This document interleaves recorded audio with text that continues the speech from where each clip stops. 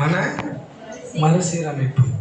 அதாவது நம்முடைய மனது ஒரு நிலையில் இருக்கிறது.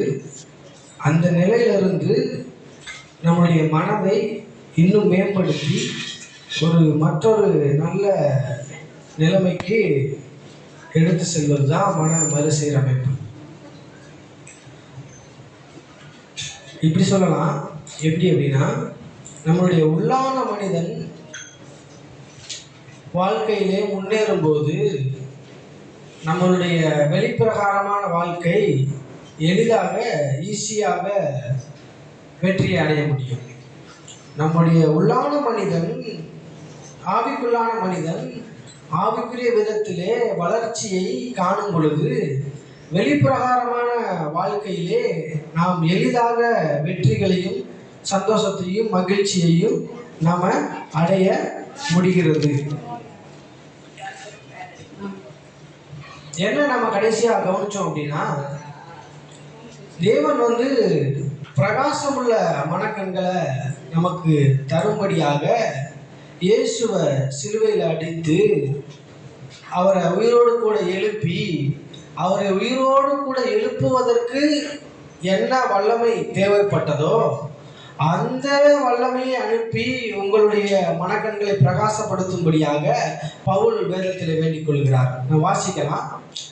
எபேசியர் 1 அதிகாரம் 19வது வசனம்.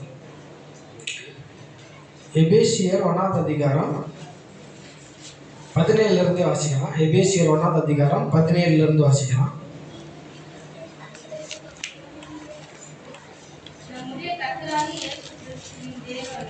நம்முடைய கர்த்தராகிய இயேசு கிறிஸ்துவின் தேவனும்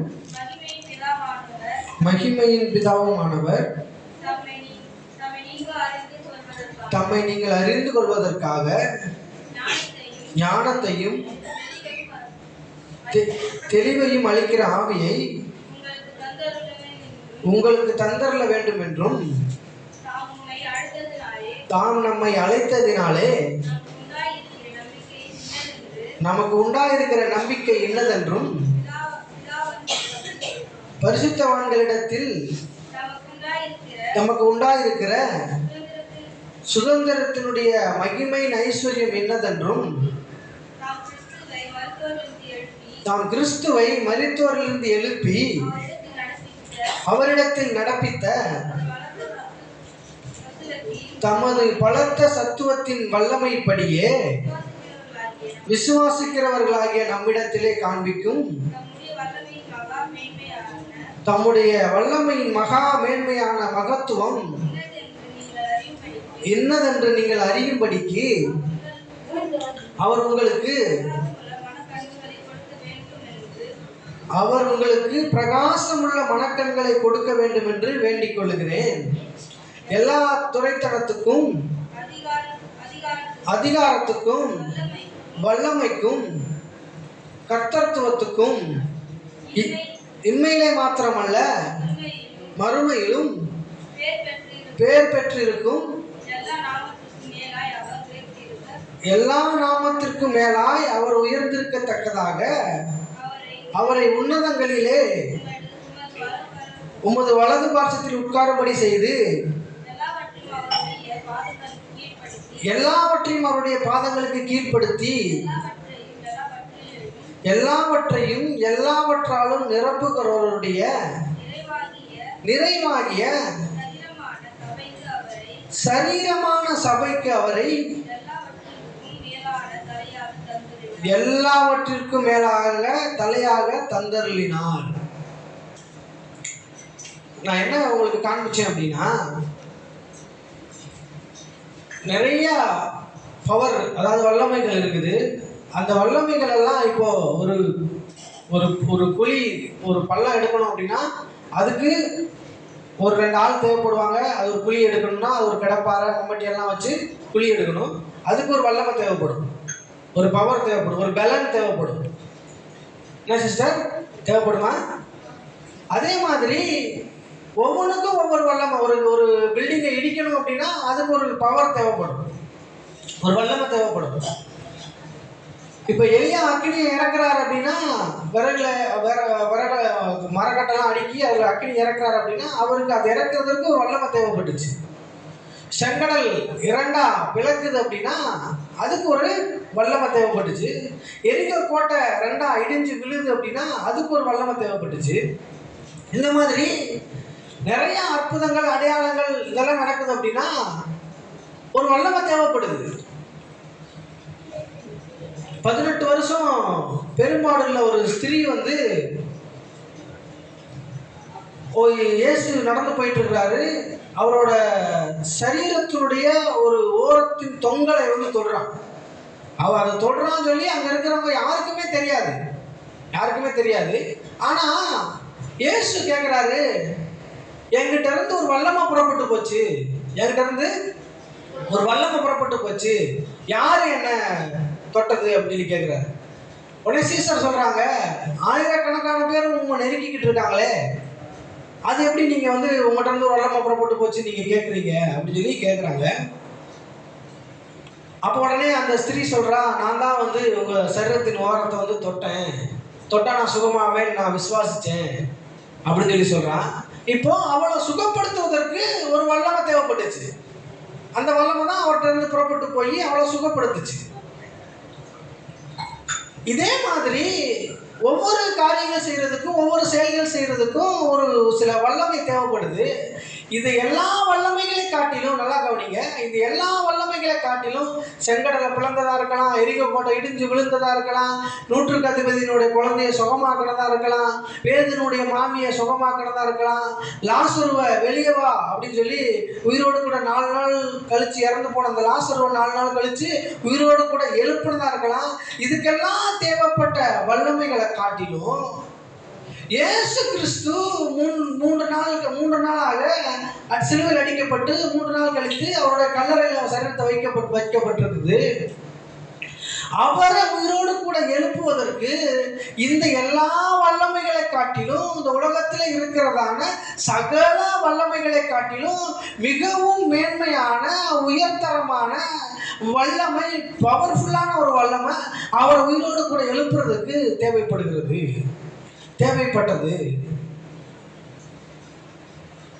அந்த வல்லமை தான், நல்லா கவனிங்க, அந்த இயேசு கிறிஸ்துவை உயிரோடு கூட எழுப்புறதற்கு தேவைப்பட்ட அதே வல்லமை, அதாவது 19வது வசனத்துல போட்டிருக்கு, தாம் கிறிஸ்துவை மரித்தோரிலிருந்து எழுப்பி அவரிடத்திலே நடப்பித்த தமது பலத்த சத்துவத்தின் வல்லமைப்படியே, அவர் உயிரோடு கூட எழுப்புறதுக்கு தேவைப்பட்ட அந்த பலத்த சத்துவத்தின் வல்லமைய எங்க கொடுக்கிறாரா? அந்த வல்லமையை எங்க கொடுக்கிறார் அப்படின்னா, உங்களுடைய மனக்கண்களை பிரகாசப்படுத்துவதற்காக, உங்களுடைய மனக்கண்கள் தெளிவுபடுத்தப்பட வேண்டும் என்பதற்காக, உங்களுடைய மனக்கண்கள் இன்னும் வெளிச்சத்தை பெற்றுக்கொள்ள வேண்டும் என்பதற்காக தேவன் அந்த வல்லமையை பயன்படுத்துகிறார். பிரியமானவர்களே,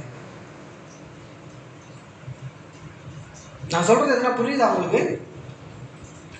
உங்களுடைய மனக்கண் பிரகாசப்படுத்தப்பட வேண்டும் என்பதற்காக, அதாவது உங்களுடைய இருதயம் சீர்படுத்தப்பட வேண்டும் என்பதற்காக, உங்களுடைய உள்ளான மனிதன் இன்னும் வெளிச்சத்தை பெற்றுக்கொள்ள வேண்டும் என்பதற்காக இயேசு தேவன் என்ன பண்றார் அப்படின்னா, இயேசு கிறிஸ்துவ உயிரோடு கூட எழுப்புன அந்த வல்லமையை உங்களுக்குள்ளாக வைக்கிறார். எதற்காக அதை உங்களுக்குள்ளாக வைக்கிறார் என்றால், உங்களுடைய இருதயம், உங்களுடைய உள்ளான மனிதன், உங்களுடைய ஆத்துமா இன்னும் இன்னும் இன்னும் இன்னும் அதிகமான வெளிப்பாடுகளை பெற்றுக்கொண்டு வெளிச்சத்திலே நடக்க வேண்டும் என்பதற்காக தேவன் இந்த உலகத்திலே இருக்கிற சகல வல்லமைகளை காட்டிலும் அதிக வல்லமையை அதற்காக உபயோகப்படுத்துகிறார். பிரியமானவர்களே,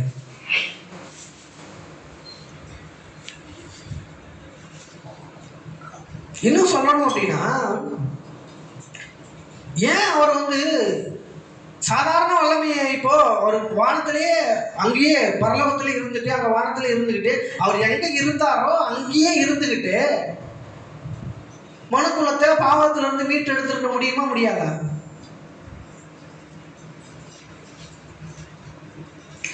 மனுஷன் பாவம் செஞ்சுட்டான், பாவத்துக்குள்ள விழுந்துட்டான். ஆதாம் வந்து கடவுளுடைய வார்த்தையை கேட்டு கீழ்ப்படியாம போய் பாவம் உலகத்துல வந்துருச்சு. நான் கேட்கிறேன், தேவன் அங்கேயே இருந்துகிட்டே வார்த்தையை அனுப்பி, அன்பை அனுப்பி, அப்பா நான் உங்களெல்லாம் நேசிக்கிறேன்ப்பா, நீங்க எல்லாம் வந்து விசுவாசிச்சீங்க அப்படின்னா அந்த பாவத்திலிருந்து வெளியில வந்துடலாம் அப்படின்னு சொல்லி நீங்க எல்லாம் விசுவாசிங்க, நான் உங்க மேல அன்பு வச்சிருக்கிறேன், ஐ லவ் யூ, நான் உங்களை நேசிக்கிறேன் அப்படின்னு சொல்லி வார்த்தைகளை அனுப்பி உங்களை சுகப்படுத்திருக்கலாமா? சுகப்படுத்திருக்க முடியாதா? படுத்திருக்கலாம். அதே மாதிரி அந்த வார்த்தையை அனுப்பி உங்களை பாவத்திலிருந்து மீட்டு எடுத்துக்க முடியுமா? முடியாதா? முடியும்.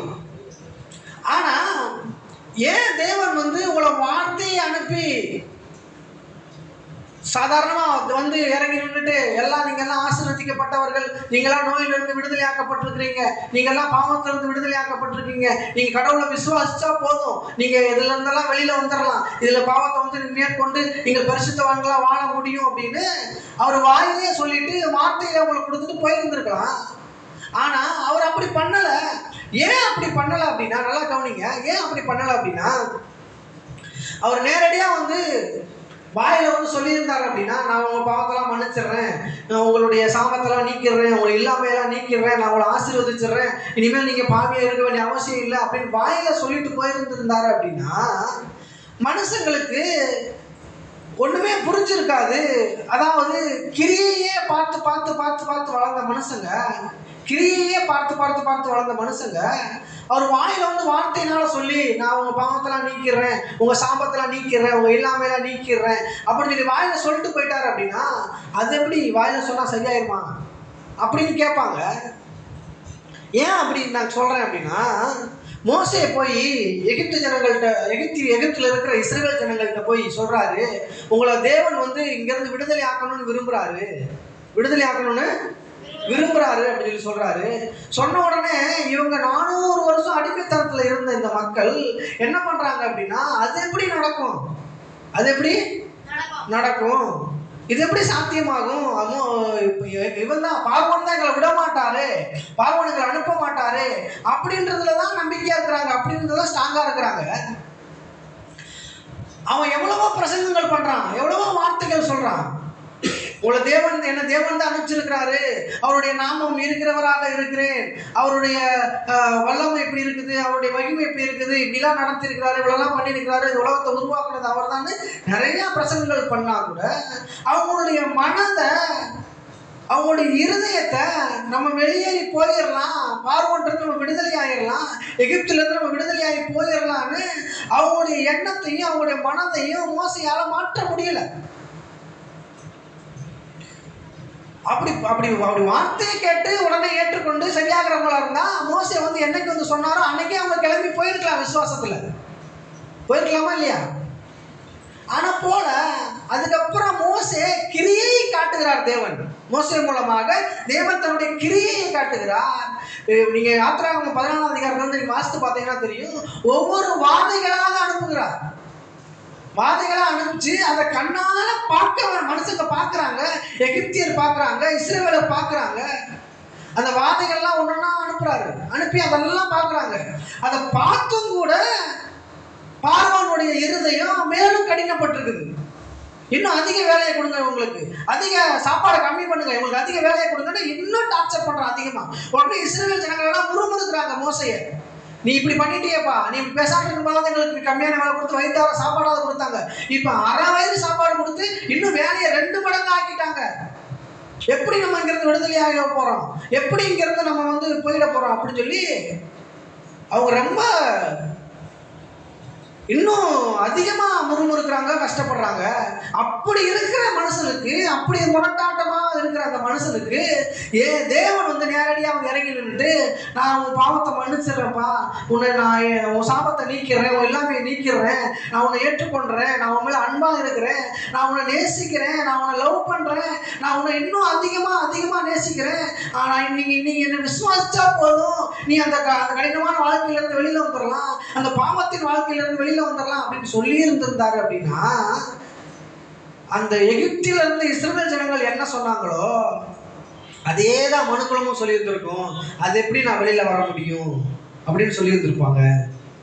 ஆனா தேவன் நான் உங்க மேல அன்பா இருக்கிறேன், நான் உங்களை லவ் பண்றேன்றத வாயின் வார்த்தைகளா சொல்லாம, நல்லா கவனிங்க, வாயின் வார்த்தைகளா அவர் சொல்லாம அவர் தன்னுடைய சொந்த குமாரனை இந்த உலகத்திற்கு அனுப்பி, தன்னுடைய சொந்த மகனை இந்த உலகத்திற்கு அனுப்பி அந்த காரியங்களை வாயின் வார்த்தைகளா சொல்லி உங்களை வாயின் வார்த்தைகளா சொல்லி அந்த வார்த்தைகளின் வல்லமையை காட்டி உங்களை அந்த பாவத்திலிருந்து வெளியே எடுக்கல.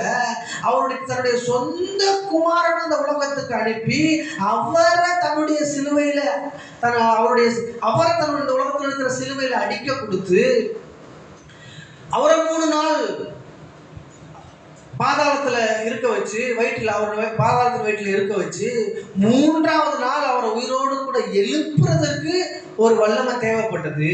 அந்த வல்லமையை உங்க இருதயத்துக்குள்ளாக அனுப்பி அதே வல்லமை குறையாம, அதே வல்லமையினுடைய மகத்துவம் குறையாம, அதே வல்லமையினுடைய மகிமை குறையாம, அந்த வல்லமையை அது எப்படி நடந்துச்சோ, எப்படி இயேசு சிலுவையில் அடிக்கப்பட்டாரோ, ஒரு மனிதன் பாவம் இல்லாமல் சாகவே முடியாது. ஆனால் இந்த மனிதன் நம்மளுடைய எல்லா பாவங்களையும் சிலுவையில் ஏற்றுக்கொண்டு நம்முடைய எல்லா சாபங்களையும் அவருடைய தலையின் மீது ஏற்றுக்கொண்டு அதை வாயின் வார்த்தைகளா உங்களுக்கு சொல்லாம அதை செயல்முறையா நடப்பித்து காண்பித்தார். அந்த செயல்முறையா ஏன் நடப்பித்து காண்பிக்கிறார் அப்படின்னா, அந்த வல்லமையினுடைய மகத்துவத்தையும் மகிமையையும் அந்த வல்லமையினுடைய செயல்பாடுகளையும் நீங்க புரிஞ்சு கொள்ள வேண்டும் என்பதற்காக, நீங்கள் இருதயத்தில் அதை தெரிந்து கொள்ள வேண்டும் என்பதற்காக, அந்த வல்லமை எப்பேற்பட்ட வல்லமை என்பதை நான் வாயில சொல்லி நீங்க புரிஞ்சுக்க முடியாதத அதுக்காகத்தான் இயேசுவை உலகத்துக்கு அனுப்பி அந்த வல்லமையை செயல்படுத்தி காட்டுகிறார். அந்த வல்லமையை செயல்முறைப்படுத்தி காட்டுறாரு. என்ன செயல்முறைப்படுத்தி காட்டுறாருன்னா, சாகவே முடியாத ஒரு மனுஷன், இறக்கவே முடியாத ஒரு மனுஷன், சாவுன்றத அவருக்குள்ள வைக்கவே, அவர் சரீரத்துல சாவுன்றத வைக்கவே முடியாது. ஆனா கூட அவர் நமக்காக மரித்தார். ஏன் மரித்தார் அப்படின்னா, சாகவே முடியாதுன்ற ஒரு மனுஷன் செத்துட்டாரு, இறக்கவே முடியாதுன்ற ஒரு மனுஷன் நமக்காக இறந்துட்டார் அப்படின்னா, நான் என்ன சொல்ல வர்றேன் அப்படின்னா, இவ்வளவு நாளா அந்த உலகத்துல நடந்து கொண்டிருந்த எல்லா காரியங்களுக்கும் தேவைப்பட்ட ஒரு வல்லமையை காட்டிலும் அதிக வல்லமை இயேசு கிறிஸ்து சிலுவையிலே அடிக்கப்படுவதற்கு தேவைப்பட்டது. பிரியமானவர்களே, அவர் அடிக்கப்படுறதுக்கு அவ்வளவு வல்லமை தேவைப்பட்டது அப்படின்னா, அவரை சிலுவையில நொறுக்கிறதுக்கு, அவரை அடிக்கிறதுக்கு, சிலுவையில இழுத்து கொண்டு போய் சேர்க்கிறதுக்கு, அவருடைய ஆவியை அவருடைய சரீரத்திலிருந்து பிரித்து எடுப்பதற்கு அவ்வளவு ஒரு வல்லமை தேவைப்பட்டது அப்படின்னா, அதை விட ஒரு கோடி மடங்கு வல்லமை, அதை விட பல கோடி மடங்கு வல்லமை, அதை விட மில்லியன் கணக்கான வல்லமை அவரை உயிரோடு கூட எழுப்புவதற்கு தேவைப்பட்டது. பிரியமானவர்களே, அவர் அடிக்கிறதுக்கு தேவைப்பட்ட வல்லமையை காட்டிலும், அவரை சிலுவையில நொறுக்கிறதுக்கு தேவைப்பட்ட வல்லமையை காட்டிலும், அவரை உயிரோடு கூட எழுப்புவதற்கு அதை விட அதிகமான கோடி மடங்கு வல்லமை தேவைப்பட்டது. இதை நான் எப்படி சொல்றது அப்படின்னா, அவங்களுக்கு எப்படி விவரிக்கிறது அப்படின்னா, ஆட்டோ பாம் தெரியுமா? பார்த்துருக்கீங்களா? தீபாவளிக்கெல்லாம் ஆட்டோ பாம் அடிக்கிறீங்களே, தெரியுமா? பார்த்துருக்கீங்களா? யாரெல்லாம் பார்த்துருக்கீங்க? பார்த்துருக்கீங்களா? அந்த ஆட்டோ பாமை நல்லா கவனிங்க. அந்த ஆட்டோ பாமை ஒரு சின்ன ஒரு வாட்டர் கேன் உள்ள வச்சு, நல்லா கவனிங்க, வாட்டர் கேன் உள்ள வச்சு அந்த ஆட்டோ பாமை பற்ற வச்சிங்கன்னா என்ன ஆகும்? வாட்டர் கேன் மேலே போகுமா? வாட்டர் கேன் வெடிச்சு செதறிடுமா? சரிடாதா? இப்போ அந்த வாட்டர் கேன் செதறதுக்கு ஒரு வல்லமை தேவைப்பட்டுச்சு, ஒரு பவர் தேவைப்பட்டுச்சா? அதுதான் அந்த ஆட்டோ பாம்புக்குள்ள இருக்கிறது. கரெக்டா? அதே இது நல்லா கவனிங்க. இப்போ நாட்டுக்கு நாடு போரெல்லாம் நடக்குது தெரியுமா? நாட்டுக்கு நாடு போரெல்லாம் நடக்குது. அவங்க ஒரு பாம்பு வச்சிருக்காங்க, நியூக்ளியர் பாம்பு. என்ன பாம்பு? நியூக்ளியர் பாம்பு. அந்த பாம்பை போட்டாங்க அப்படின்னா, அந்த பாம்பை போடுறாங்க அப்படின்னா என்ன நடக்கும் நீங்க நினைக்கிறீங்க? இப்ப அந்த பாம்பை இங்க போடுறாங்க, ஊரு எது வரைக்கும்? எப்படி?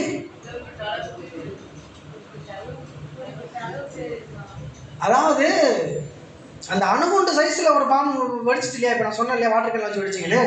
அந்த மாதிரி அணுகுண்டு சைஸ் அளவுக்கு இருக்கிற நியூக்ளியர் பாம்பை இங்க போட்டாங்க அப்படின்னா இங்க இருந்து ஒரு 40 கிலோமீட்டர் சுற்றளவுக்கு எந்த உயிருமே இருக்காது.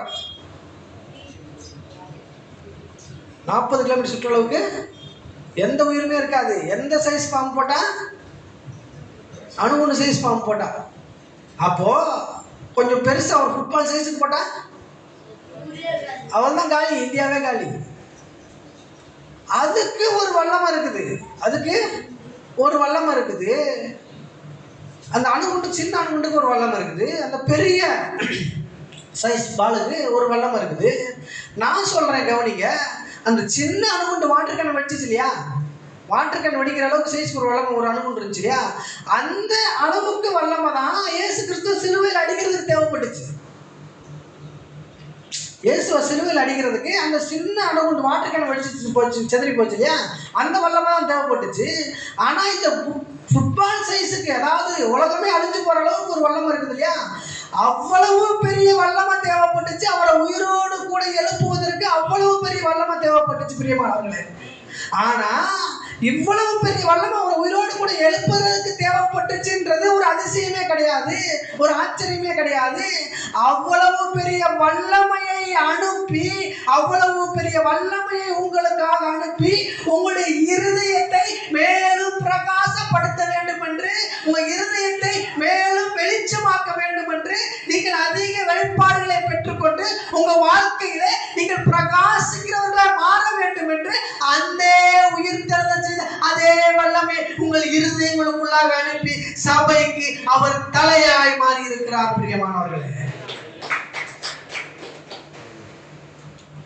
நான் சொல்றேன் நல்லா கவனிங்க. அந்த நியூக்ளியர் பாம்பு போட்டா அது வெடிச்சு எப்படி இந்த உலகத்தையே காலி பண்ணுன்றத நீங்க நம்புறீங்களோ, எப்படி அது உங்களுக்கு தெரியுதோ, நான் சொல்றேன் அந்த நியூக்ளியர் பாம்பு போட்டு அது வெடிக்குது, அது வெடிக்கலைன்னா கூட, அது செயல்படுது செயல்படலைன்னா கூட, அந்த பாம்பு எப்படின்னா செயல்படலைன்னா கூட இந்த வல்லமை கண்டிப்பாக செயல்பட்டே தீரும். பிரியமானவர்களே, இந்த வல்லமை அவர் உயிரோடு கூட எழுப்புவதற்கு தேவைப்பட்ட அதே வல்லமையை அவர் உங்களுக்குள்ளாக வைத்திருக்கிறார், உங்கள் இருதயங்களுக்குள்ளாக வைத்திருக்கிறார். உங்க மனக்கண்களை பிரகாசப்படுத்துவதற்கு அந்த வல்லமை அனுப்பி வைத்திருக்கிறார்.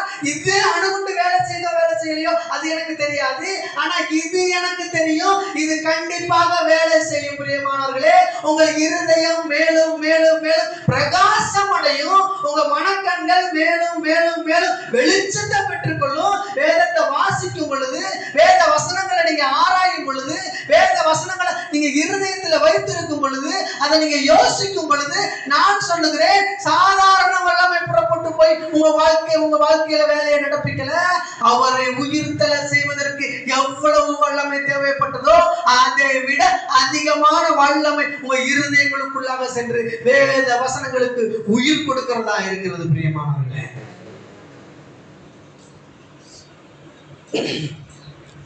புரியுதா நான் சொல்றது? நான் சொல்லல, ஏதோ நான் புதுசா ஏதோ யோசிச்சுட்டு வந்து, நான் ஏதோ புக்கெல்லாம் படிச்சுட்டு வந்து யாரோ பிரசங்கம் பண்ணதை கேட்டு வந்து நான் சொல்லி நினைக்காதீங்க. வேதம் அப்படிதான் சொல்லுது, வாசிக்கலாம். 19வது வசனம், தாம் கிறிஸ்துவை மரித்தோரிலிருந்து எழுப்பி அவரிடத்திலே நடப்பித்த தமது பலத்த சத்துவத்தின் வல்லமைப்படியே, நல்லா கவனிங்க, கிறிஸ்துவை மரித்தோரிலிருந்து எழுப்பி அவரிடத்திலே நடப்பித்த, கிறிஸ்துவ உயிரோடு கூட எழுப்புறதற்கு அவரிடத்துல நடப்பித்த அந்த வல்லமை வேதம் தான் சொல்லுது, நான் சொல்லல. அவரிடத்திலே நடப்பித்த தமது பலத்த சத்துவத்தின் வல்லமைப்படியே, உங்க பைபிள்ல அப்படிதான் போட்டுதான் பாத்துங்க. அவரிடத்திலே நடப்பித்த தமது பலத்த சத்துவத்தின் வல்லமைப்படியே விசுவாசிக்கிறவர்களாகிய நம்மிடத்தில் போட்டிருக்கா. உங்க பைபிள்ல அப்படிதான் போட்டிருக்கா. விசுவாசிக்கிறவர்களாகிய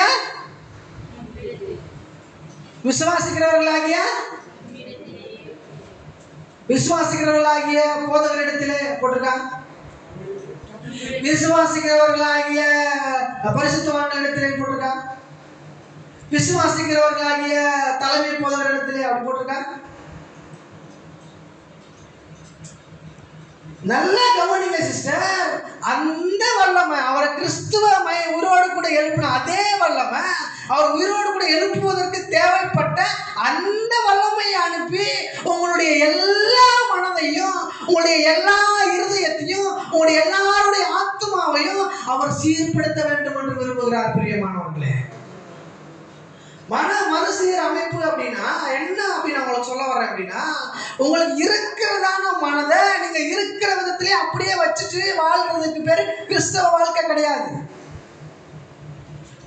ஏதோ வேலைக்கு போறேன் பிரதர், ஏதோ நான் சம்பாதிக்கிறேன் பிரதர், ஏதோ என் வாழ்க்கை ஓடுது அப்படின்னு வாழ்றதுக்கு பேர் பிரதர் கிறிஸ்தவ வாழ்க்கை கிடையாது. வேதம் சொல்லுது, மனதை ஒவ்வொரு நாள் நீங்க தூங்கி எழும் பொழுது, ஒவ்வொரு நாள் நீங்க காலையில எழும் பொழுது உங்களுடைய மனது இன்றைக்கான எல்லா காரியத்தையும் அது மறுசீரமைத்துக் கொள்ளுகிறது. ஆனா அது நமக்கு தெரியறதே இல்லை. யாரும் நம்மளுக்கு அதை சொல்லி தரல. இன்னைக்கு காலையில நீங்க தூங்கி எந்திரிச்சிங்க அப்படின்னா இன்னைக்கு உரிய இன்னைக்கு தேவையான எல்லா காரியங்களுக்கும் உண்டான சகல வல்லமையும் உங்களுடைய மனதுக்கு கொடுக்கப்பட்டு ஆயிற்று. தூங்கி எந்திரிச்சிட்டீங்கனாவே அந்த நாள் ஸ்டார்ட் ஆயிடுச்சுனாவே இன்னைக்குல இருந்து நீங்க திரும்பி போய் தூங்குற வரைக்கும் தேவையான பலன் உங்களுடைய சரீரத்துக்கு கொடுக்கப்பட்டு ஆயிற்று. இல்லை பிரதர், ஒவ்வொரு நிமிஷமும் நான் கேட்டு தான் வாங்குறேன், என் சரத்துக்கு பலன் கொடுங்க நான் கேட்டு தான் வாங்குறேன் அப்படின்னு யாருன்னு சொல்றீங்களா? எப்படியாவது ஆண்டவரே இன்னைக்கு என்னைய ஒரு நாள் முழுவதும் எப்படியாவது நடத்திருங்க, எப்படியாவது என் காலுக்கு இன்னைக்கு வழி இல்லாமல் எப்படியாவது நடத்திருங்க, என் இன்னைக்கு இருதயம் துடிச்சிட்டு இருக்கு இல்லையா, இன்னைக்கு ஃபுல்லாக துடிக்கணும் ஆண்டவரே யாருன்னா கேட்டிருக்கீங்களா? என்னைக்காவது ஒன்றா கேட்டிருக்கீங்களா? நான் மூச்சு வாங்குறேனே ஆண்டவரே, என் மூச்சு இன்னைக்கு ஃபுல்லாக நைட் வரைக்கும் அந்த மூச்சு நான் வாங்கினே இருக்கணும், அதை நிப்பாட்டக்கூடாதுன்னு யாருன்னா கேட்டிருக்கீங்களா? நீங்க தூங்கி எந்திரிக்கும் போது அந்த உயிர்த்தெழுதலின் வல்லமை உங்களுக்குள்ள செயல்பட்டு கொண்டு இருக்குது. நீங்க கேட்க வேண்டிய அவசியமே கிடையாது. ஆனா அந்த உயிர்த்தெழுதலின் வல்லமை செயல்பட்டு கொண்டு இருக்குது அப்படின்னா அதுக்கு நீங்க நன்றி சொல்லி ஆகணும். பிரியமானவர்களே, அந்த வல்லமைக்கு நீங்க நன்றி சொல்லி ஆகணும். உங்களுடைய ஆள் மனது, உங்களுடைய உள்ளான மனிதன், உங்களுடைய இருதயம், உங்களுடைய ஆத்துமா உங்களையே அறியாம தேவனுக்கு நன்றி சொல்வதில் இருந்துச்சு அப்படின்னா நான் சொல்லுகிறேன், அந்த பலத்த சத்துவத்தினுடைய வல்லமை இன்னும் அதிகமாக செயல்படும் உங்க வாழ்க்கையில. எனக்காவது ஆண்டவரே எனக்கு இந்த மூச்சு டெய்லி நான் கரெக்டா மூச்சு வாங்கிட்டு இருக்கிறேனே அதுக்காக நன்றி யாருன்னா சொல்லியிருக்கீங்களா?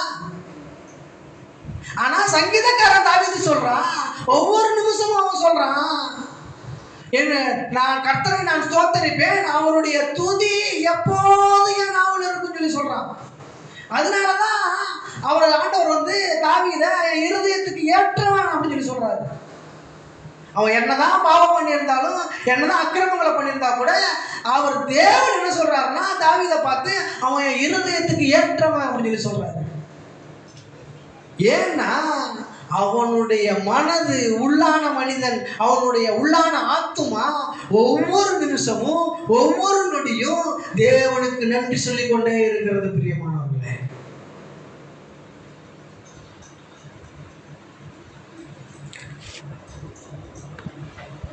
நம்ம இன்னும் கொஞ்சம் மேலே போகலாம். இன்னொரு வசனத்தை நம்ம வாசிக்கலாம்.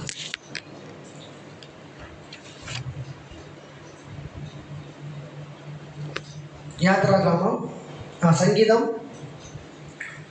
109, சங்கீதம் 109:37.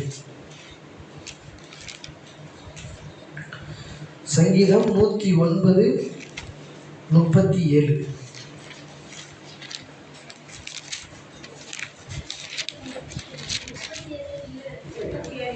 37 இல்லையா?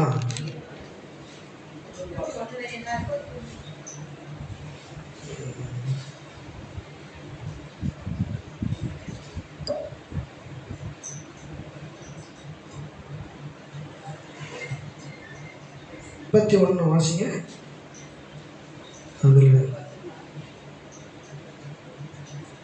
நிமிஷம்.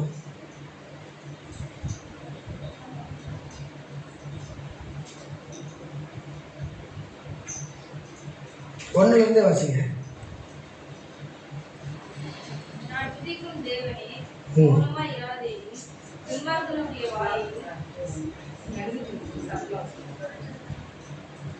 வாசிங்க. கபட்டு வாயும் எனக்கு விரோதமாய் திறக்கிறது, நல்ல நாவினால் என்னோடு பேசுகிறார்கள், பகை உண்டாக்கும் வார்த்தைகளால் என்னை புரிந்து கொண்டு முகந்திரம் அல்லாமல் என்னோடு போர் செய்கிறார்கள். என் சிநேகிதருக்கு பதிலாக என்னை விரோதிக்கிறார்கள். நானே ஜெபம் பண்ணி கொண்டிருக்கிறேன், நன்மைக்கு பதிலாக எனக்கு தீமை செய்கிறார்கள். என்னை சிநேகித்து பதிலாக என்னை விட்டுங்க. அது வேணா. யாத்ராகமம் 23ஆம் அதிகாரத்தை திருப்புங்க.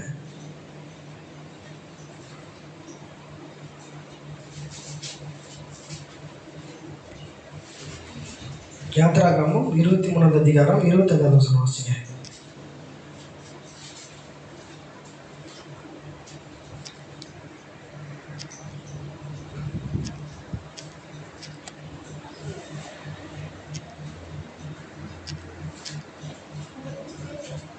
யாத்ராகமம் 23:25.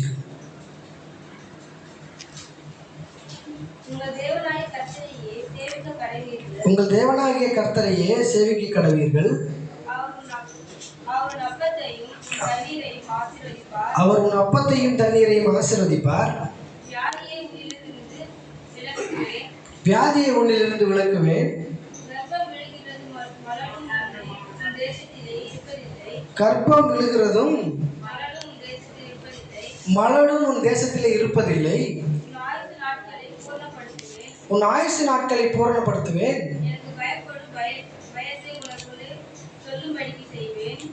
போதும். எனக்கு பயப்படும் பயத்தை உனக்கு சொல்லும்படிக்கு செய்வேன். இந்த வார்த்தையில் என்ன போட்டிருக்குது அப்படின்னா, உன் அப்பத்தையும் தண்ணீரையும் ஆசீர்வதிப்பேன். அப்புறம் வியாதியை உன்னிலிருந்து விலக்குவேன். கர்ப்பம் விழுகிறதும் மலடும் உன் தேசத்திலே இருப்பதில்லை. போதும். உன் ஆயுசு நாட்களை பூரணப்படுத்துவேன். அதாவது இப்போ நான் என்ன உங்களுக்கு காண்பிக்கணும்னு வரேன் அப்படின்னா, இப்போ சபைகளில் எல்லாம் சொல்லித்தராங்க. சொல்லித்தரும்போது பாவம் செய்கிறீங்க, பாவம் செஞ்சுட்டு வர்றீங்க அப்படின்னா, நான் எல்லா பாவத்தையும் விட்டுட்டேன், எந்த பாவமே இப்போ செய்கிறதில்ல, நான் இயேசுவை ஏற்றுக்கொண்டதுனால எல்லா பாவத்தையும் விட்டுட்டேன், எல்லாமே போயிடுச்சு, சரியாயிடுச்சு, இப்போ பாவமே நான் எதுவும் செய்கிறதில்ல அப்படின்னு சொல்லிட்டு, ஆனால் ஒரே ஒரு காரியத்தை மட்டும் என்னால் விட முடியல. என்ன அப்படின்னா, என்னால் தம் அடிக்காமல் இருக்கவே முடியல அப்படின்னு சொல்கிறீங்கன்னு வச்சுக்கோங்க. அப்படின்னு சொல்கிறீங்க அப்படின்னா, உங்கள் பாஸ்டரு சரி பரவாயில்லப்பா, ஒரு பாவம் தானே செஞ்சுக்க அப்படின்னு சொல்லிடுவாரா? சொல்ல மாட்டார். என்ன சொல்லுவார்? பாவம் செய்யக்கூடாது அப்படின்னா எந்த பாவமுமே செய்யக்கூடாது. ஒரு சின்ன பாவம் செஞ்சால் கூட பாவிதான். பரவாயில்லப்பா, 1-2 தானே செய்கிறேன், ஏதோ சிகரெட் பிடிக்கிறேன்ற, இல்லை ஏதோ தம் அடிக்கிறேன்ற, ஏதோ தண்ணி அடிக்கிறேன்ற, அது ஒன்று தானே, பரவாயில்ல இருந்துட்டு போகுது அப்படின்னு சொல்லி யாருன்னா ஒத்துக்கிறாங்களா? ஒத்துக்கிற மாட்டாங்க தானே. ஆனால் அப்படி ஒத்துக்க மாட்டாங்க சபையில். ஆனால் நல்லா கவனிங்க, ஆனால் அதை ஏற்றுக்க மாட்டாங்க சபையில். அதை சபையில் ஏற்றுக்க மாட்டாங்கன்றதை விட விசுவாசிகளே ஏற்றுக்க மாட்டாங்க. பாஸ்ட் சொல்கிறதுன்றது அது அப்புறம், விசுவாசிகளே ஒரே ஒரு பாவம் தானம்மா, நான் செஞ்சுக்கிறேம்மா, தண்ணி அடிக்கிறதானே அடிக்கிறேன், அடிச்சுக்கிறேம்மா, தம் அடிக்கிறதானம்மா அடிக்கிறேன், அடிச்சுக்கிறேம்மா அப்படின்னு சொன்னால் விசுவாசிகளே ஏற்றுப்பாங்களா? ஏற்றுக்க மாட்டாங்க. கரெக்டா? நல்லா கவனிங்க. ஆனால் வேதம் இப்படி சொல்லுது, உன் அப்பத்தையும் தண்ணீரையும் ஆசீர்வதித்து, போயிட்டாங்களா வசனம்? சொல்லுங்க சிஸ்டர். உன் அப்பத்தையும் தண்ணீரையும் ஆசீர்வதித்து வியாதியை உன்னிலிருந்து விலக்குவேன். கர்ப்பம் விழுகிறதும் மலடு உன் தேசத்துல இருப்பதில்லை, உன் ஆயுசு நாட்களை பூரணப்படுத்துவேன். நல்லா கவனிங்க, உங்க ஆயுசு நாட்கள் பூரணப்பட்டு இருக்க வேண்டும் அப்படின்னா நீங்க சாப்பிட்ற அப்பத்தையும் நீங்க குடிக்கிற தண்ணீரையும் தேவன் ஆசீர்வதிக்கிறாரா? என்ன பண்றாரு? நீங்க சாப்பிட்ற சாப்பாட்டை தேவன் ஆசீர்வதிக்கிறாரு, நீங்க குடிக்கிற தண்ணீரை தேவன் ஆசீர்வதிக்கிறாரு. இது நிமித்தமா, நல்லா கவனிங்க, இது நிமித்தமா உங்களுக்கு வியாதியே வருவதில்லையா? என்ன வருவதில்லை? வியாதி நான் சொல்லலை, நான் கூட வாசிக்கல, சிஸ்டர் தான் எடுத்து வாசிச்சாங்க. வேதத்தில் அப்படிதான் போட்டிருக்கு. அதுக்கு மேல வாசிங்க சிஸ்டர். இல்ல அதுக்கு மேல மேல முந்தின வசனம் அல்ல, அதுக்கு மேல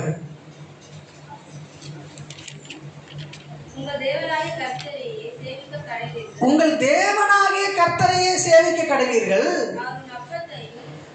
நீங்க என்ன பண்ணணுமா? நீங்க பண்ண வேண்டிய காரியம் என்ன அப்படின்னா, நீங்கள் உங்கள் தேவனாகிய கர்த்தரையே சேவிக்க கடவீர்கள்.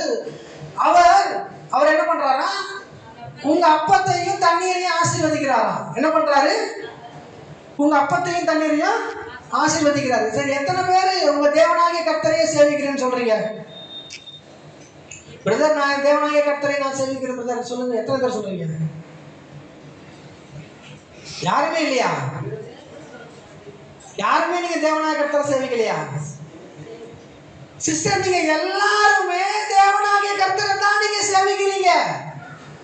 கரெக்டா? நீங்க எல்லாருமே தேவனாகிய கர்த்தரை தான் சேவிக்கிறீங்க. நீங்க தேவனாகிய கர்த்தரை சேவிக்கிறவர்களா இருந்தீங்க அப்படின்னா உங்களுக்கு உங்களுடைய அப்பத்தையும் உங்களுடைய தண்ணீரையும் அவர் ஆசீர்வதிக்கிறார். அவர் உங்களுடைய அப்பத்தையும் உங்களுடைய தண்ணீரையும் அவர் ஆசீர்வதிக்கிறதுனால, நல்லா கவனிங்க, அவர் உங்களுடைய அப்பத்தையும் உங்களுடைய தண்ணீரையும் அவர் ஆசீர்வதிக்கிறதுனால, வாசிங்க சிஸ்டர், அப்பத்தையும் தண்ணீரை ஆசீர்வதிப்பேன், வியாதியை உங்களிலிருந்து விலக்குறாராம். எதை உங்களிலிருந்து விலக்குறாரு? வியாதியை உங்களிலிருந்து விலக்குறாரு. வியாதியை உங்களிலிருந்து விலக்குறாரு அப்படின்னா கால் வலி தாங்க, அது இருந்துட்டு போகுது, பரவாயில்ல, அது வியாதி இல்லையா? லேசா தலைவலி தான், அப்பப்போ வரும், அது வந்துட்டு போகுது, அது வியாதி இல்லையா? வேதம் சொல்லுது, நீங்க தேவனாகிய கர்த்தரை சேவிக்கிறவர்களா இருந்தீர்களே ஆனால் அவர் உங்க அப்பத்தையும் தண்ணீரையும் அவர் ஆசீர்வதித்து எல்லா வியாதிகளையும் சகல வியாதிகளையும் அவர் உங்களிலிருந்து விலக்குகிறார். எப்படி சபை ஒரு பாவிய, நல்லா கவனிங்க, சபை ஒரு பாவிய சின்ன பாவம் செஞ்சா கூட தம்மடிக்கிறான் அப்படின்னா அவன் பாவி, அவன் ஏற்றுக்கொள்ள மாட்டேன் அப்படின்னு சொல்லி சபையில இருந்து சொல்றீங்களோ, விசுவாசிகள் சொல்றீங்களோ, அத போல ஒரு சின்ன வியாதி உங்களுக்குள்ள இருந்தா கூட அதை தேவன் ஏற்றுக்கொள்ள மாட்டார். அதை ஏற்றுக்கொள்ள மாட்டார் தேவன். ஏனென்றால் வேதம் எப்படி சொல்லுது? இஸ்ரவேலில பலவீனப்பட்டவன் ஒருவனும் இருந்தது இல்லையா? எப்படி? இஸ்ரவேலில பலவீனப்பட்டவன் ஒருவனும் இருந்ததில்லை. அந்த வசனம் சங்கீதத்தில் எடுத்திருந்தேன், தப்பா எழுதிட்டு வந்திருக்கு, எப்படின்னு தெரியல. வியாதிப்பட்டவன் ஒருவனுமே இருந்தது இல்லையா? 40 வருஷமா நடந்து வர்றாங்க, அவங்களுக்குள்ள வியாதியா இருந்ததில்லை.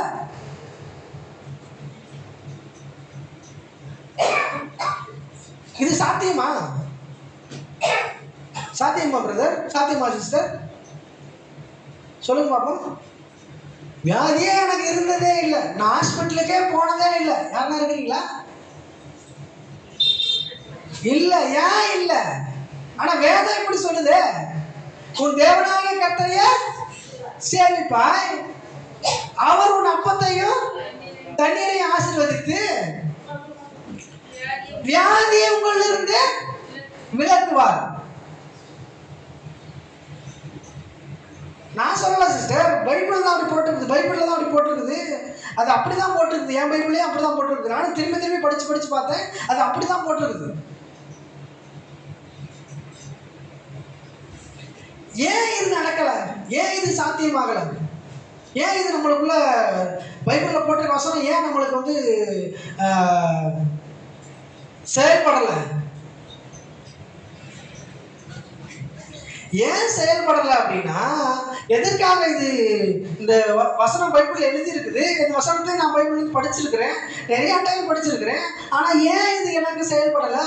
ஏன் இது இந்த வார்த்தை எனக்கு என் வாழ்க்கையில் மாம்ச பிரகாரமாக அது ஏன் வெளிப்படலை அப்படின்னு நீங்கள் கவனிச்சிங்க அப்படின்னா, இதை குறித்ததான, இந்த வசனத்தை குறித்ததான, இந்த வார்த்தையை குறித்ததான ஒரு வெளிச்சம், ஒரு வெளிப்பாடு உங்க இருதயத்துல, உங்க மனதுல, உங்க ஆத்மாவுல இந்த வார்த்தையை குறித்ததான ஒரு தெளிவு, ஒரு வெளிச்சம், ஒரு வெளிப்பாடு உங்க இருதயத்துல இல்லை. அதனாலதான் இது செயல்படலை.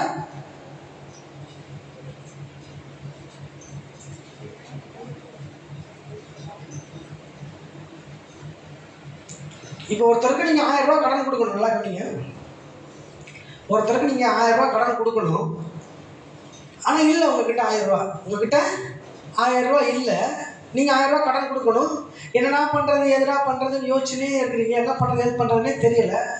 திடீர்னு பீரோவை திறக்கிறீங்க. எதுக்கோ சேலை எடுக்கிறதுக்கோ சட்டை எடுக்கிறதுக்கோ எதுக்கோ பீரோவை திறக்கிறீங்க. திறந்த உடனே பார்த்தா அங்கே ஒரு 1000 ரூபாய் இருக்குது. அங்கே ஒரு 1000 ரூபாய் இருக்குது. என்ன பண்ணுவீங்க? உடனே எடுத்து கொண்டு போய் கடைக்காரனுக்கு, இந்தாப்பா வச்சுக்கப்பா, உங்களுக்கு கொடுத்துருவீங்களா இல்லையா? அந்த 1000 ரூபாய் இவ்வளோ நாளாக அந்த பீரோவில் தான் இருந்துச்சு. ஆனால் அது அங்கே இருக்குதுன்னு உங்களுக்கு ஞாபகம் இல்லை, உங்களுக்கு தெரியலை. அதே போலதான் வியாதி இல்லாத வாழ்க்கை, பலவீனம் இல்லாத வாழ்க்கை இங்க பைபிள்ல இருக்குது. உங்க பீரோல தான் இருக்குது, உங்க இருதயத்துல தான் இருக்குது. ஆனா அது இருக்குது, அது செயல்படும், அது நடக்கும் அப்படின்னு நம்ம யாருக்கும் தெரியல. அதை குறிச்சதான வெளிச்சம் நமக்கு இல்லை, அதை குறிச்சதான வெளிப்பாடு நமக்கு இல்லை, அதை குறிச்சு ஒரு எண்ணமே நம்மளுக்கு இல்லை. அதனாலதான் வேதத்துல இப்படி போட்டிருக்குது. எப்படி போட்டிருக்குது அப்படின்னா, உன் தேவனாகிய கர்த்தரையே நீ சேவிப்பாயாக, அவர் உன் அப்பத்தையும் தண்ணீரையும் ஆசீர்வதித்து வியாதியை உன்னிலிருந்து விலக்குகிறார் அப்படின்னு போட்டிருக்குது. இதுல முதல் லைன் என்ன அப்படின்னா, என்ன சிஸ்டர் முதல் லைன்? உங்கள் தேவனாகிய கர்த்தரையே நீ சேவிப்பாயாக. அது மட்டும் தெரியுது நம்மளுக்கு. நம்ம சேவிக்கிறோம், தேவனாகிய கர்த்தரை சேவிக்கிறோம். ரெண்டாவது கூட தெரியுது. என்ன ரெண்டாவது தெரியுது அப்படின்னா, அப்பத்தையும் தண்ணீரையும் ஆசீர்வதிக்கிறார். பீரோல் தெரியுது, பீரோவோட கதவு தெரியுது. ஆனா பீரோவை திறந்து எடுக்கிற அந்த உள்ள இருக்கிற 1000 நம்ம கண்ணுக்கு தெரியல. ஏன்னா பீரோல் சாத்தி இருக்கு. நான் சொல்றேன், நீங்க இன்னைக்கு நான் உங்க பீரோவை திறந்து விடுறேன், உங்க மனக்கண்ணை திறந்து விடுறேன், உங்க மனக்கண்ணை சீரமைக்கிறேன், உங்க உள் மனதை சீரமைக்கிறேன். என்ன சீரமைக்கிறேன் அப்படின்னா, உங்க இருதயத்துக்குள்ளாக இருக்கிறதான வெளிப்பாடுகளை கட்டவிழ்த்து விடுகிறேன். பிரியமானவர்களே, நீங்கள் வேதத்தை வாசிக்கும் பொழுது, வேதத்தை திறந்து வாசிக்கும் பொழுது உங்களுடைய மனக்கண்கள் மேலும் பிரகாசம் அடைகிறது. மேலும் பிரகாசம் அடைகிறது அப்படின்னா இன்னும் வெளிச்சம் உண்டாகுது. இன்னும் வெளிச்சம் உண்டாகுது அப்படின்னா அது சாதாரண வெளிச்சம் கிடையாது. இயேசு கிறிஸ்துவை உயிரோடு கூட எழுப்புவதற்கு தேவைப்பட்ட அதே வல்லமை உங்கள் இருதயங்களை இன்னும் மேலும் அதிகமாக வெளிச்சம் அடைய செய்கிறது. நீங்க வேதத்தை திறந்து வாசிக்கும் பொழுது அவர் அப்பத்தையும் தண்ணீரையும் ஆசீர்வதிக்கிறதோடு நின்றுறது கிடையாது. அவங்க தேவனாகிய கர்த்தரையே நீங்கள் சேவிப்பீர்கள் அந்த வார்த்தையோட நீங்க நின்றுறது கிடையாது. நான் சொல்லுகிறேன், வியாதியை உங்களில் இருந்து விலக்குகிறார். இனிமேல் உங்களுக்கு மலடு இருப்பதில்லை. மலடு இருப்பதில்லை அப்படின்னா நீங்கள் செய்கிற காரியங்களிலே பலனில்லாத நிலை இருக்கவே இருக்காது. மலடு இருப்பதில்லைன்னா நீங்க கர்ப்பத்தை மட்டும் நினைக்காதீங்க. நீங்க செய்யற எல்லா காரியத்திலையும், நீங்க செய்யற எல்லா செயல்களிலையும் அது மலடு இருக்கவே இருக்காது. உங்க வாழ்க்கையில இனிமேல் பலன் இல்லாத நிலை இருக்கவே இருக்காது. பிரியமானவர்களே, இந்த வெளிச்சத்தை நீங்க எடுத்துட்டு போங்க. இந்த வெளிச்சத்தை உங்க இருதயத்துல எழுதி வைங்க. அந்த உயிர் தருதலுக்கு தேவைப்பட்ட அந்த வல்லம் உங்க வாழ்க்கையிலே நடக்கிறதா இருக்கிறது. இந்த வெளிச்சத்தின் ஊடாக அந்த வல்லமை சென்று இன்னையிலிருந்து, இந்த நிமிஷத்திலிருந்து, இந்த நாள்ல இருந்து இந்த வார்த்தையை நீங்கள் விசுவாசித்தீர்களே ஆனால், இந்த வார்த்தையை நீங்கள் ஏற்றுக்கொண்டீர்களே ஆனால், இனிமேல் முதற்கொண்டு, இந்த நிமிடம் முதற்கொண்டு இனிமேல் உங்களுக்குள்ளாக வியாதி வரவே வராது பிரியமானவர்களே. மலடு இருக்கவே இருக்காது பிரியமானவர்களே.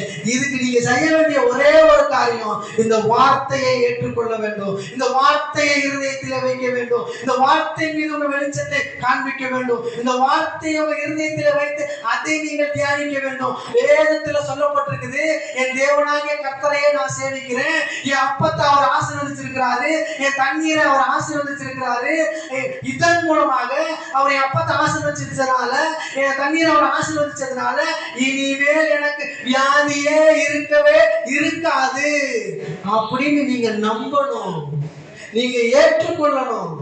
அப்பதான் உங்க காலில் இருக்க வழியா இருக்கட்டும், உங்க கையில இருக்க வழியா இருக்கட்டும், சுத்தமா உச்சம் தலை முதலாய் உள்ளங்கால் வரைக்குமா எந்த பார்ட்ஸ் எல்லாம் எப்படி செயல்படணுமோ அந்த பார்ட்ஸ் எல்லாம் அது அப்படியே செயல்படும். நான் சொல்லல, வேதம் சொல்லுது பிரியமானவர்களே. இஸ்ரவேலிலே பலவீனப்பட்டவன் ஒருவனும் இருந்தது இல்லையா?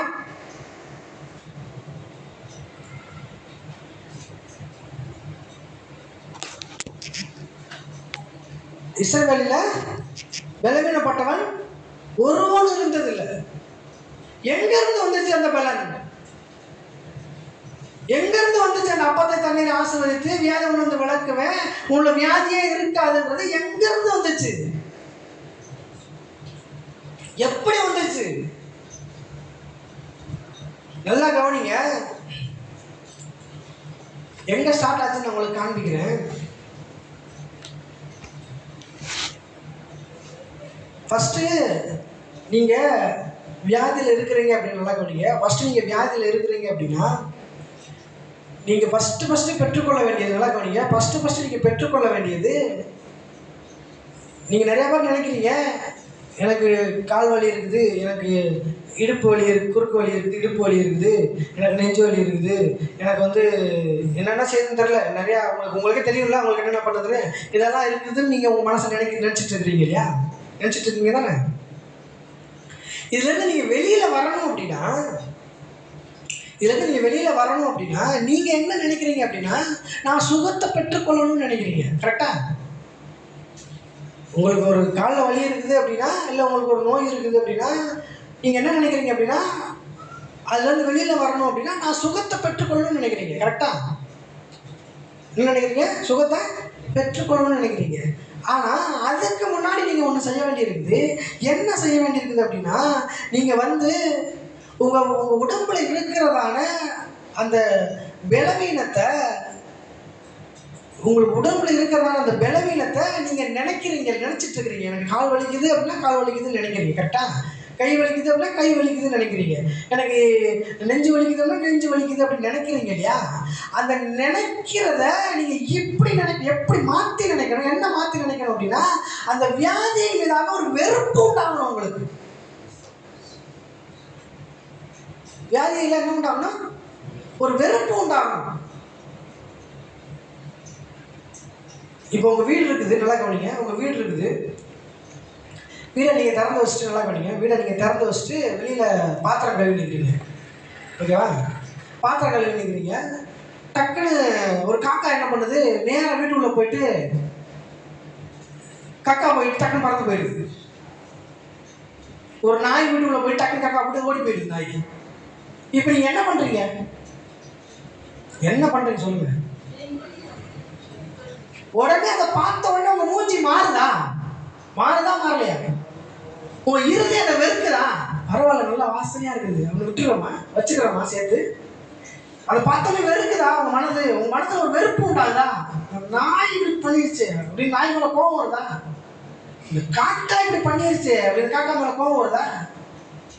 இந்த கோழி இப்படி பண்ணிருச்சு அப்படின்னு கோழி மேல கோபம் வருதா? வரலையா?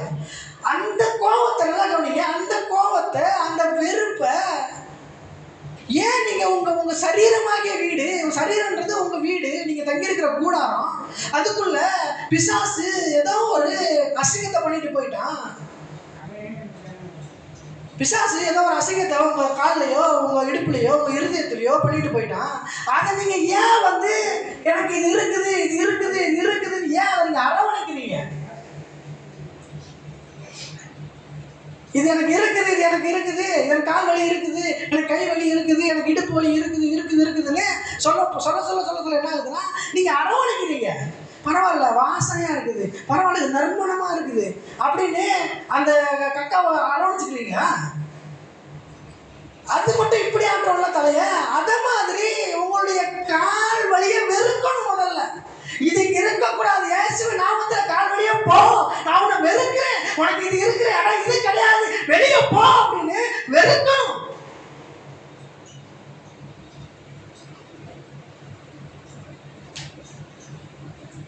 எனக்கு கால் வலி இருக்குது, எப்பதான் இது சுகமாகுமோ எப்பதான் இது சுகமாகுமோ?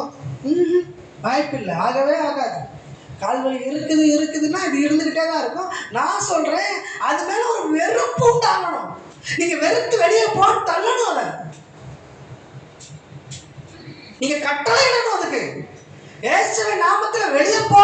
இது சரீரம் இயேசுவுக்குரியதா இருக்கிறது. இது சரீரமாகிய சபை. இந்த சபை வந்து இந்த சரீரம் வந்து சபையா இருக்குது. இது இயேசு வாழக்கூடிய ஒரு கூடாரமா இருக்கிறது. இதுல நீ இருப்பதற்கு உனக்கு அனுமதி இல்லை, நீ வெளியே போ அப்படின்னு நீங்க சொல்லணும். நீங்க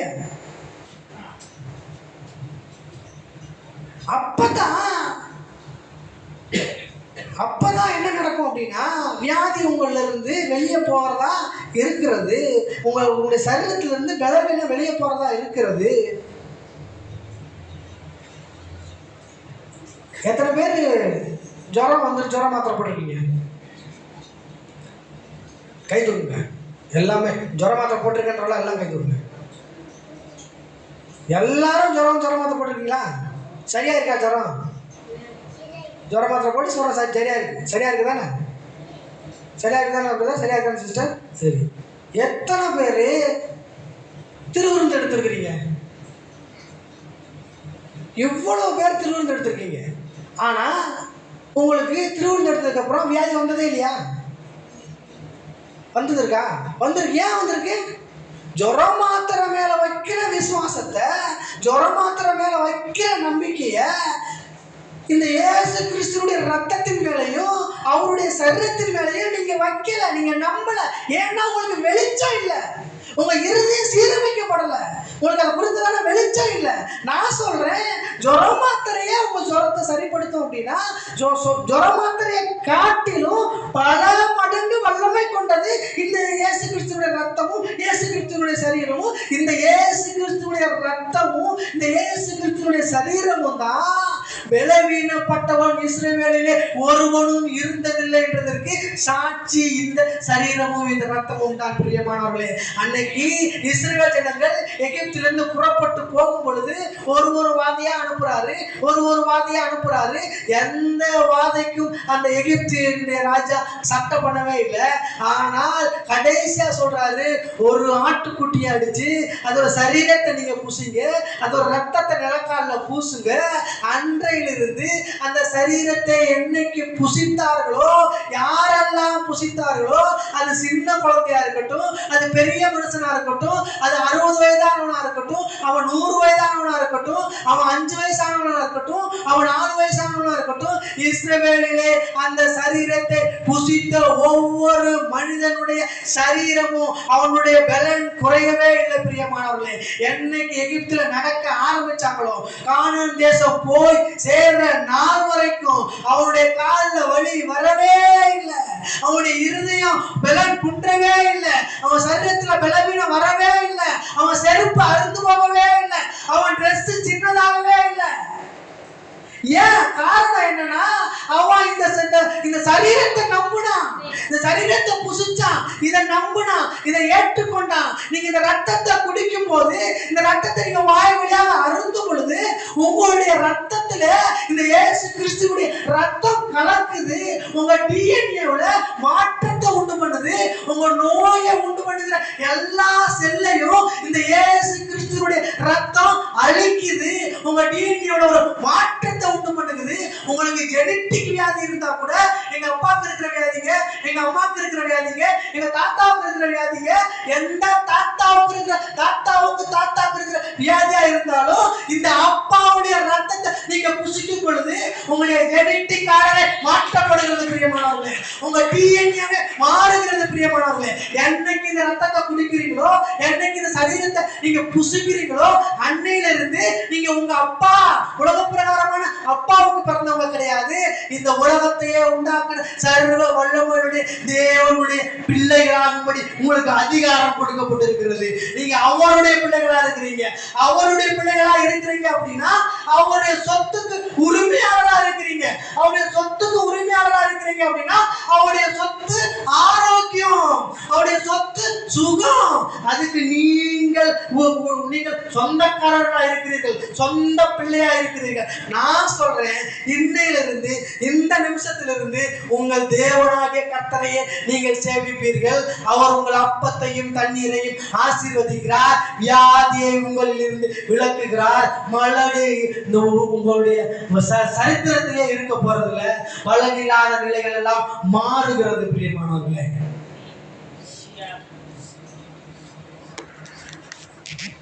டைம் ஆயிடுச்சு. கடைசியாக ஒன்று சொல்லி முடிச்சிடுறேன். ஒரு 2 மாதம் முன்னாடி எங்கள் மச்சான் இங்கே வந்து பிரசங்கம் பண்ணார். எத்தனை பேருக்கு ஞாபகம் இருக்கு? ஞாபகம் இருக்கா? நல்லா கவனிங்க.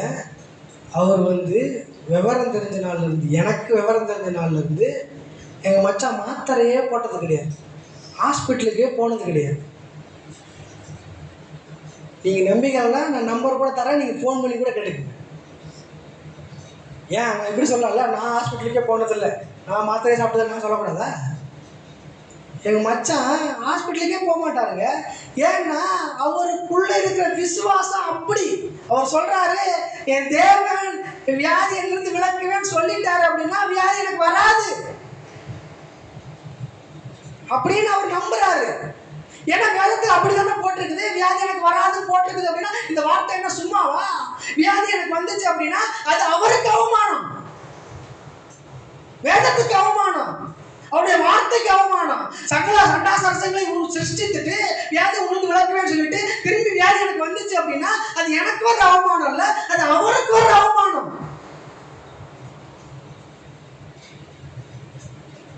இவ்வளவு நாளா அவர் ஹாஸ்பிட்டலுக்கு போனதே கிடையாது. நான் கூட அந்த வார்த்தை விசுவாசி இருக்கிற பொழுது, நான் 8th படிக்கிறது நல்லா கவனிச்சுக்கல. 8th படிக்கும்போது நான் ரசிக்கப்பட்டு இந்த வார்த்தையை விசுவாசித்தேன். கல்யாணம் முடிக்கிற வரையும் நான் ஹாஸ்பிட்டலுக்கே போனது கிடையாது. அதுக்கு முன்னாடி வரையும் மாத்திரையே போட்டது கிடையாது. அப்புறம் நம்ம என்ன பண்ணுறோம், கொஞ்சம் கொஞ்சமாக விசுவாச வார்த்தைகள் வேறு வார்த்தையெல்லாம் கேட்குறோம். அப்படி நம்ம என்ன பேசிக்காக கேட்டிருக்கோமோ அதை கொஞ்சம் கொஞ்சமாக மறந்துடுறோம், மாறிடுது. இன்னைக்கு சொல்கிறேன், நல்லா கவனிச்சுக்கோங்க.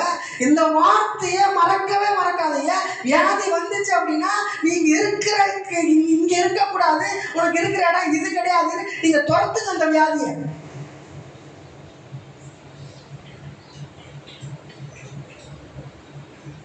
நான் திரும்பவும் சொல்றேன் பிரியமானவர்களே, உங்க அப்பம் ஆசீர்வதிக்கப்பட்ட அப்பம். நீங்க எப்பெல்லாம் சாப்பிட்றீங்களோ அதை சொல்லுங்க, இது ஆசீர்வதிக்கப்பட்ட அப்பம். எப்பெல்லாம் தண்ணி குடிக்கிறீங்களோ அந்த தண்ணி கிட்ட பேசுங்க, சொல்லுங்க இது ஆசீர்வதிக்கப்பட்ட தண்ணி அப்படின்னு.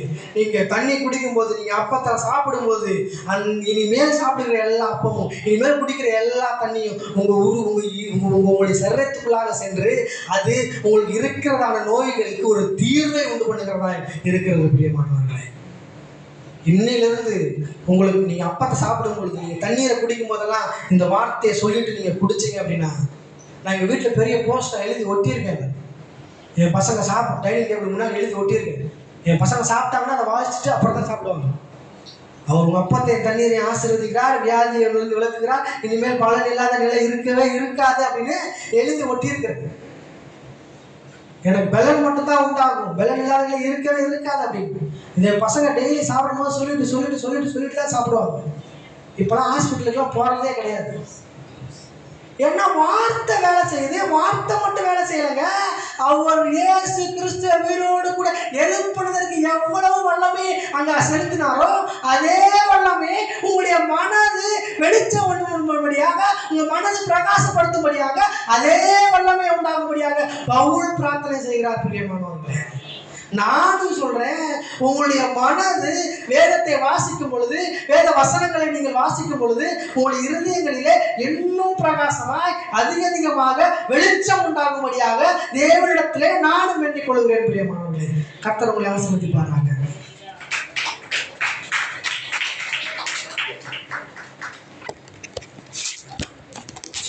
கர்த்தருடைய பரிசுத்த நாமத்துக்கு மகிமை உண்டாகட்டும். வாழ்க்கையில் வியாதி நம்முடைய சொத்து இல்லை, ஆரோக்கியம் தான் சொத்து. ஆரோக்கியத்தோடு வாழ முடியாதத்தான் வாழக்கூடாத தெய்வம் நமக்கு கிடைக்கிறது. வார்த்தை கேட்டிருக்கிறோம். இந்த வார்த்தை கேட்டது மேல் மனது, ஆனால் உள்ளே ஆள் மனதில் பதிய இருக்கிறது. அதன் பிறகு உங்கள் வாழ்க்கையில் இப்படிப்பட்ட சூழலை சந்திக்கும் பொழுது ஆள் மனதிலிருந்து எடுத்து அதை நம்ம உச்சரிக்கும் போது நிச்சயமாக நமக்கு அது வெற்றி ஜெயிக்கும். நம்ம எல்லாரும் பார்த்தீங்கன்னா அமர்வோம்.